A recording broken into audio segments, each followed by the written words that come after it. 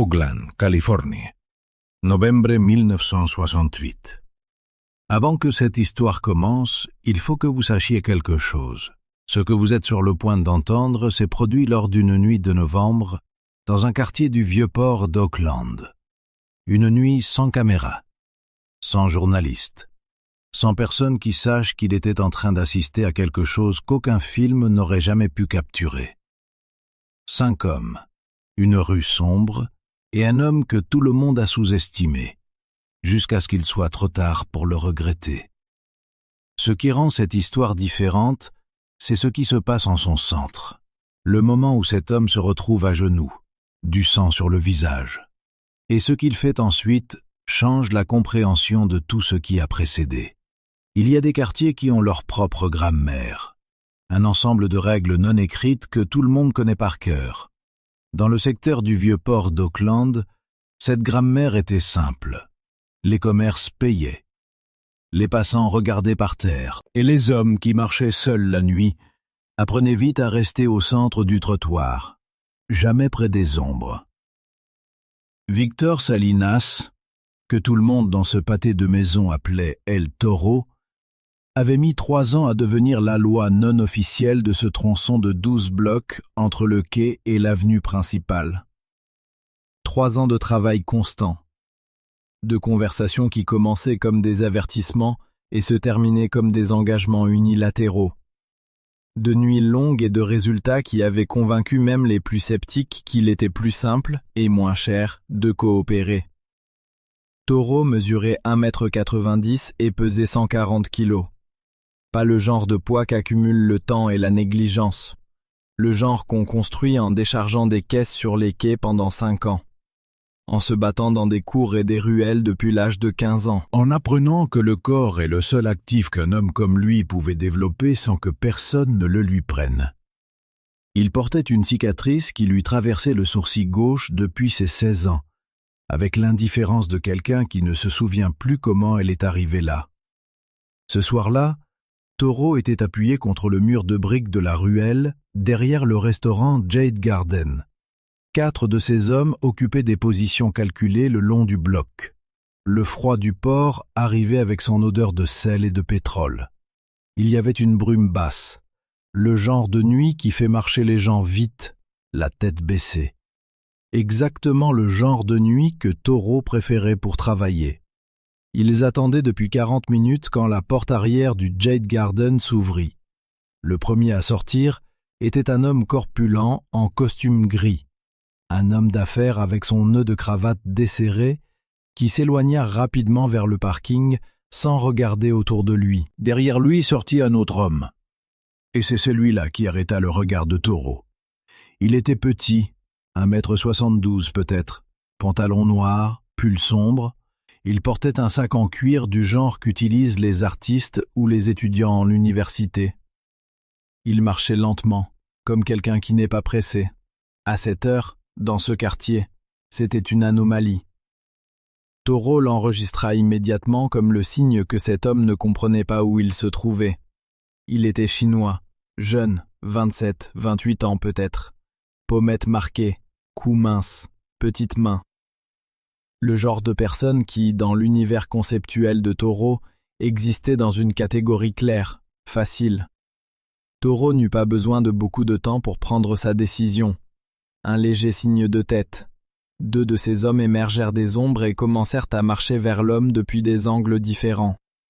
Toro sortit de sa position et avança vers l'avant, bloquant la sortie naturelle du bloc. Le 5e homme, celui que tout le monde appelait Cuchillo, apparut à l'extrémité opposée de la rue et coupa la retraite.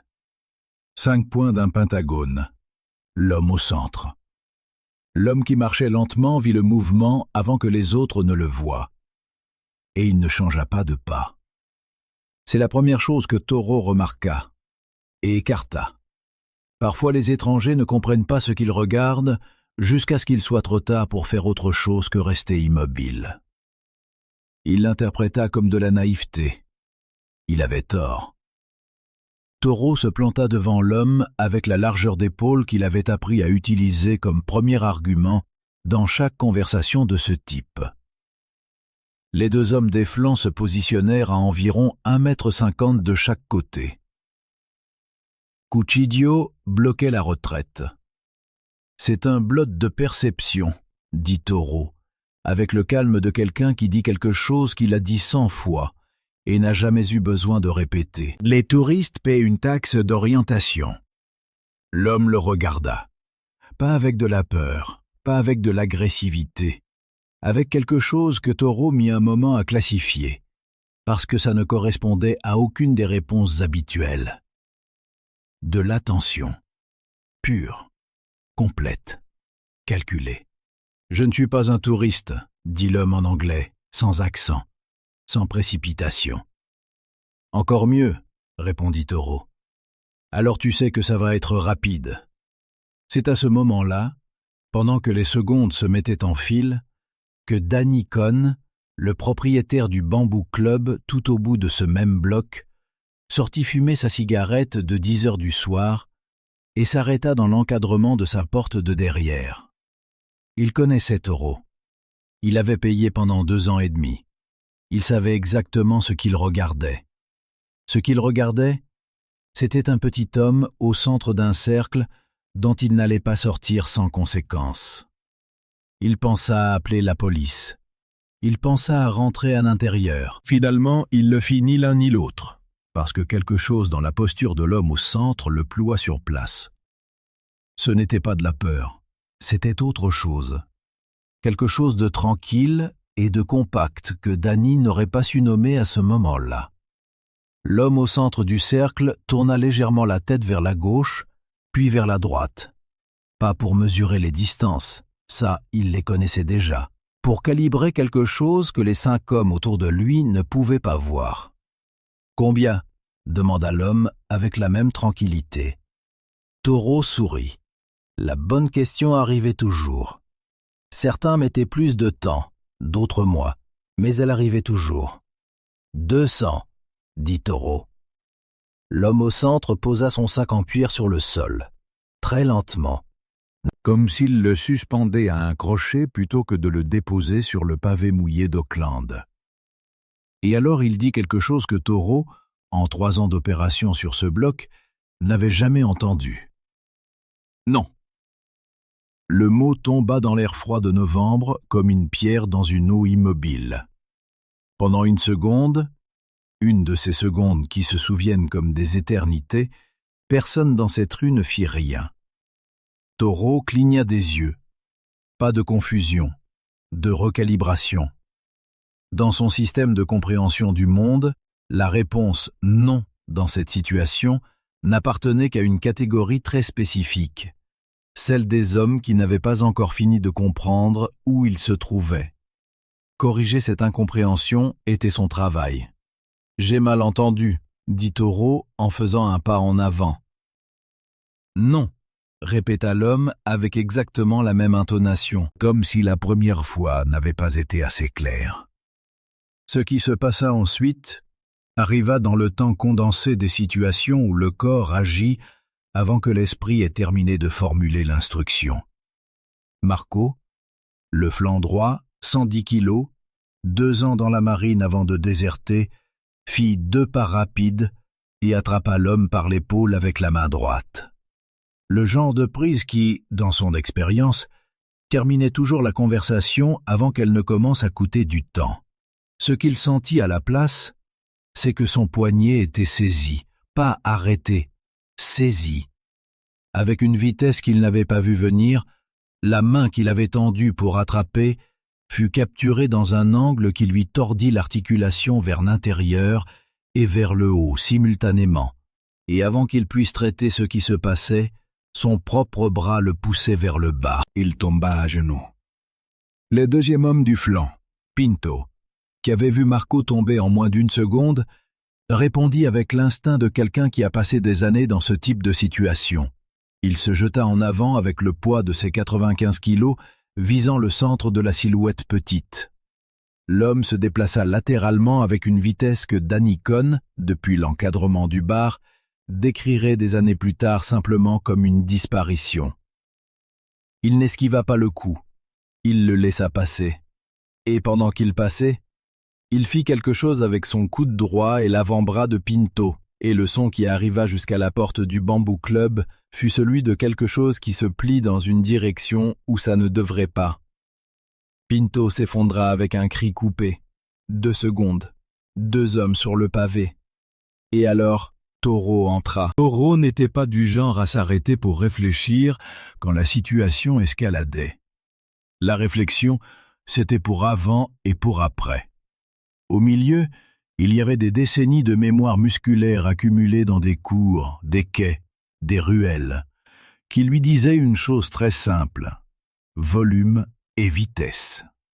Un homme grand qui se déplace vite vers une cible petite n'a pas besoin de technique, il a besoin de conviction. Toro entra avec conviction. Plutôt que d'essayer d'attraper les mains, il alla directement au corps. Il percuta l'homme à la hauteur de la poitrine, les bras enveloppant la silhouette petite, la force de sa charge multipliée par chaque kilo de différence entre eux. L'homme ne vola pas en arrière, mais il céda. Il fut poussé contre le mur de briques du Jade Garden avec suffisamment de force pour que l'impact produise un son sourd et définitif. Le dos de l'homme frappa la brique. Et la tête suivit. Pas avec une violence extrême, mais avec suffisamment de contact pour que quelque chose cède dans l'équilibre de la situation. L'homme alla au sol. Un genou d'abord, l'autre ensuite. Danny éteignit sa cigarette contre le cadre de la porte. Cuchillo et le 5e homme, que tout le monde appelait Roca, s'étaient approchés maintenant. Les 5, ou plutôt 3 debout et 2 qui se relevaient, formaient un demi-cercle serré autour de la silhouette sur le pavé. L'homme était à genoux, sa main droite posée sur le sol, la tête légèrement inclinée. Sur la tempe gauche, là où elle avait heurté la brique, une ligne sombre et mince descendait vers la pommette. Du sang. Toro se redressa à sa hauteur maximale. Il respirait avec l'effort de la charge, les poings encore serrés. Le brouillard du port entourait le bloc de son odeur de sel. « Dernière chance, » dit Toro. « 200. Le sac. » Et tout marche. L'homme à terre ne répondit pas immédiatement. Pendant ce silence, qui dura 4, 5, 6 secondes, personne ne parla. Cuchillo déplaça son poids d'un pied sur l'autre. Marco, qui avait réussi à se remettre debout avec le poignet serré contre la poitrine, regardait la silhouette à genoux avec une expression qui n'était pas exactement du triomphe. C'était quelque chose qui ressemblait davantage à une question qu'il ne savait pas comment formuler. Alors la tête de l'homme se leva, pas brusquement, lentement. Et quand elle fut complètement relevée, les genoux toujours sur le sol, le sang sur la tempe, le dos parfaitement droit, ses yeux balayèrent le demi-cercle avec un calme si complet, si absolu, que Cuchillo fit, sans s'en rendre compte, un demi-pas en arrière.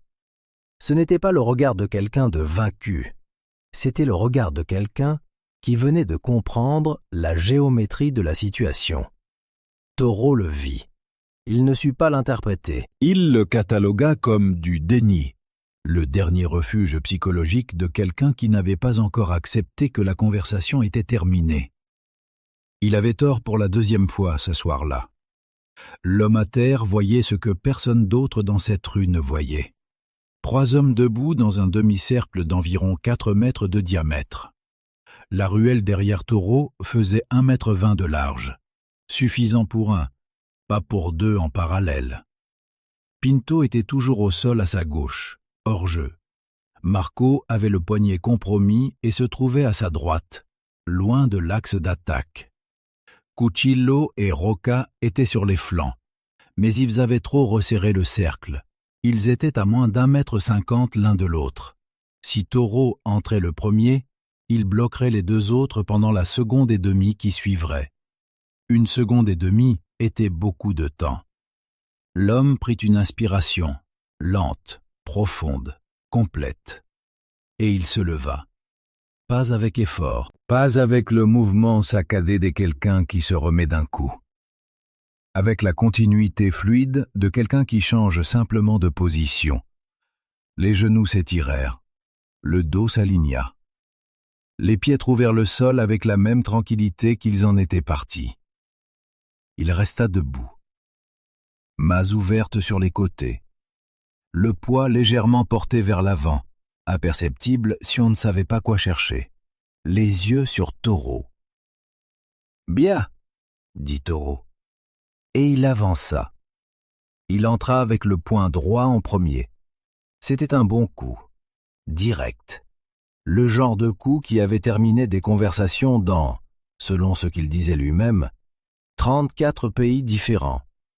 Même si en réalité, c'était 3 États du Pacifique et un était à Tijuana. Le coup venait avec de la vitesse, du poids, de la conviction. Il n'arriva pas. Ce qui se passa dans l'instant suivant fut décrit par Danny Cohn pendant des années de façon différente, selon le nombre de bières qu'il avait dans le corps quand il le racontait. Mais le nœud de la description était toujours le même. L'homme petit n'esquiva pas le coup. Il l'absorba. Il entra vers lui. Il pivota sur la hanche au moment exact où le poing passait, et le bras de Toro se retrouva étendu dans l'air, là où la tête avait été une fraction de seconde auparavant. Alors, l'homme fit 3 choses que Danny a toujours décrit comme un seul mouvement, même s'il sait que c'en étaient plusieurs. L'avant-bras gauche dévia le coude de Toro vers l'extérieur, brisant la structure de sa garde. La paume droite se plaça avec précision sur le sternum, pas un coup, un point de contact, avec une quantité de force qui n'avait aucune proportion apparente avec la taille de l'homme qui l'a généré. Toro fut envoyé en arrière. Ses pieds perdirent contact avec le pavé. L'air quitta ses poumons avant qu'il ait eu le temps de le traiter. Il atterrit assis contre le mur de la ruelle. Kushio entra par la droite. L'homme se tourna vers lui sans reculer. Il n'y a pas d'autre façon de le décrire. Il le lut. Il lut l'angle de l'épaule, la hauteur du centre de gravité, la vitesse d'approche, et au lieu de bloquer, il fit un unique pas de côté et laissa le momentum de Cuchillo passer à côté de lui, l'aidant à peine, une main dans le dos, une autre sur l'avant-bras, pour continuer ce mouvement dans une direction que Cuchillo n'avait pas choisie. Le mur du Jade Garden reçut Cuchillo avec la même courtoisie que le mur de la ruelle avait réservé à Toro. Roca s'arrêta. 4 hommes au sol ou hors position. Un seul debout. Roca figé entre l'instinct d'avancer et la certitude que c'est exactement ce que l'homme petit attendait. L'homme se tourna vers Roca. Il attendit. Roca ne bougea pas. Le silence qui suivit dura suffisamment longtemps pour que Danny Cohn entende le bateau qui passait dans le port invisible dans le brouillard, sa corne grave et lente, comme une question sans réponse. Toro se leva lentement, une main appuyée contre le mur, l'autre sur sa propre poitrine, là où le coup avait vidé ses poumons. Il se releva parce qu'il ne pouvait pas rester à terre, pas dans son bloc, pas devant ses hommes. Mais pendant qu'il se redressait, quelque chose avait changé dans la mécanique de la façon dont il traitait la situation. Il regarda l'homme en face de lui. Il mesurait la même taille qu'avant. Il pesait la même chose qu'avant. Le sang sur la tempe était toujours là, les mains toujours ouvertes. Le pull sombre avait une tache de poussière du pavé sur le genou gauche. Mais c'était entièrement différent. Toro avait frappé des boxeurs. Il avait travaillé avec de vrais durs à cuire. Il avait eu des conversations avec des hommes qui cassaient des choses avant de reculer. Chez aucun d'eux, il n'avait vu ce qu'il voyait maintenant dans cet homme. L'absence totale d'effort. Pas l'apparence de la facilité réelle. Comme si ce qui venait de se passer en 2 minutes n'avait demandé à cet homme exactement que l'énergie que demande le fait de respirer. « Qui es-tu » demanda Toro. Et la question sortit d'une façon dont ses propres mots ne sortaient pas d'habitude, sans cette couche d'autorité qui les enveloppait normalement. L'homme considéra la question un moment. « Quelqu'un qui dînait » répondit-il, « et qui veut maintenant rentrer chez lui ?» Il se baissa, ramassa son sac en cuir du pavé, le passa sur son épaule, se tourna vers la sortie du bloc. Toro ne bougea pas pour l'arrêter. Aucun des 5 ne bougea. L'homme marcha jusqu'au coin de la rue, s'arrêta un moment. Sans se retourner complètement, il parla une dernière fois vers la rue qu'il laissait derrière lui. « L'homme du bar », dit-il avec un calme qui arriva jusqu'à Danny, comme s'il lui parlait directement. « Merci d'être resté. » Et il tourna au coin de la rue. Danny Cohn ferma le bar ce soir-là plus tard que d'habitude. Il resta assis pendant 1 heure avec un verre de whisky intact sur le comptoir, à essayer d'organiser ce qu'il avait vu dans un format qui ait du sens. Le problème, c'est que ça en avait, seulement d'une façon qui contredisait tout ce que Danny avait appris en 43 ans d'existence sur le fonctionnement du pouvoir. Ce qu'il avait vu n'était pas un petit homme battant 5 grands, c'était la surface. La description que n'importe qui dans ce bloc aurait utilisée pour réduire ce qui s'était passé à sa mécanique la plus basique. Ce que Danny avait vu était quelque chose de plus spécifique et de plus difficile à nommer. C'était un homme qui aurait pu faire beaucoup plus de dégâts qu'il n'en avait fait, et qui avait choisi de ne pas le faire. Pas parce qu'il ne pouvait pas, parce qu'il n'en avait pas besoin. Chaque mouvement avait été exactement aussi grand que la situation le demandait, pas 1 centimètre de plus. Kushio était meurtri, mais entier. Marco avait le poignet douloureux, mais pas cassé. Toro avait retrouvé son souffle, et avec lui peut-être, s'il avait de la chance et du temps, quelque chose d'autre qu'il avait perdu dans ce bloc. Même si ça, c'était plus difficile à reconstruire qu'un cartilage. Il y a une différence, pensa Danny, entre un homme qui ne peut pas vous faire de mal et un homme qui décide de ne pas vous en faire. Le premier vous laisse avec de la pitié. Le second vous laisse avec quelque chose de beaucoup plus compliqué.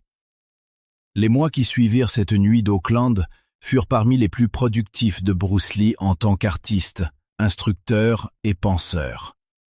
Il était en train de finaliser ce qu'il appellerait le Jeet Kune Do. Pas un style, mais l'élimination des styles. L'idée que les formes codifiées du mouvement étaient, au fond, le même piège. La tendance humaine à confondre la carte avec le territoire. Le tigre n'étudie pas comment mordre, écrivit-il dans ses notes de cette époque. L'eau n'étudie pas comment couler. La question que Bruce Lee reformulait pendant ces années n'était pas comment mieux se battre. C'était comment se battre moins, et toujours être prêt quand il n'y a plus d'autre choix. La différence entre ces 2 questions, c'est là que vit toute sa philosophie. Un élève de cette époque, qui demanda à ne pas être identifié dans les notes qu'il partagea des décennies plus tard, se souvint d'avoir demandé à Bruce Lee un après-midi au dojo s'il avait jamais été dans une situation où il avait voulu utiliser plus de force que nécessaire et s'était retenu. Bruce Lee le regarda pendant un moment. « Toujours, dit-il. C'est la partie qui ne s'entraîne pas au dojo. Elle s'entraîne ici. » Et il se désigna la poitrine. Pas le cœur, le centre. L'endroit où vit la décision avant de devenir un mouvement. Toro quitta ce bloc 6 semaines après cette nuit-là. Pas d'un coup. Progressivement. De la façon dont les choses qui n'ont plus de sens se défont. D'abord les bords, puis le centre. Certains de ces hommes dirent que quelque chose avait changé en lui après cette nuit de novembre. Qu'il n'avait plus la même certitude dans les petites décisions, la même vitesse à s'engager dans une action sans y réfléchir d'abord. Ce n'est pas de la faiblesse. C'est ce qui arrive à un homme quand, pour la première fois depuis longtemps, il se retrouve face à quelque chose qu'il ne peut pas contenir avec du volume ni de la vitesse. Quand il découvrit que la catégorie facile qu'il avait construite pendant des années avec une erreur fondamentale dans son architecture. Danny Cohn le vit partir sans rien dire. Il pensa seulement à l'homme au pull sombre, au sac en cuir sur l'épaule, au pas qui s'éloignait vers le coin de la rue, sans précipitation. Il y a une chose que Danny incluait toujours à la fin de l'histoire quand il la racontait. L'homme qui avait marché vers l'obscurité de cette nuit d'Auckland ne semblait pas en colère, ne semblait pas satisfait, ne semblait rien de ce que Danny aurait pu cataloguer comme une réponse émotionnelle à ce qu'il venait de traverser. Il semblait exactement pareil à quand il était sorti du restaurant. Comme s'il y avait eu un petit détour inévitable sur le chemin du retour et que le chemin l'avait attendu, comme il avait toujours été là. Ça, plus que n'importe quel coup, plus que n'importe quelle technique, plus que n'importe quelle vitesse que Danny avait vue ce soir-là, c'est ce qui l'avait empêché de dormir jusqu'à 4 heures du matin. Pas la force, l'équanimité.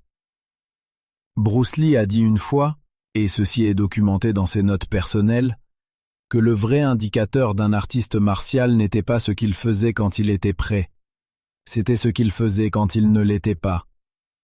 La préparation, disait-il, est pour le corps. L'équanimité est pour le moment où le corps a déjà tout donné, et où ce n'était pas encore suffisant.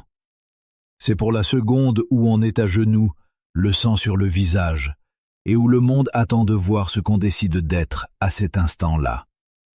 Aucun entraînement ne produit ça directement, seulement la décision répétée, constante, de ne pas laisser le bruit extérieur ou intérieur définir qui on est. Tu n'es pas ce qui t'arrive, tu es ce que tu fais avec ça, quand ça a déjà eu lieu, et que le pavé est encore froid sous tes genoux. Avant de fermer cette histoire, une question. Dans ce récit, Bruce Lee avait la possibilité de faire du mal réel, et il a choisi de ne pas le faire. Non par peur des conséquences, parce que ce n'était pas nécessaire. Y a-t-il eu dans votre vie un moment où vous aviez le pouvoir de répondre avec plus de force que la situation de le demander, et où vous avez choisi de ne pas le faire, ou un moment où vous auriez voulu avoir cette équanimité et où vous ne l'aviez pas? C'est ça, la vraie question que Bruce Lee posait. Pas comment battre quelqu'un, mais comment rester soi-même quand tout ce qui vous entoure vous pousse à devenir autre chose. C'est ce qui fait les légendes.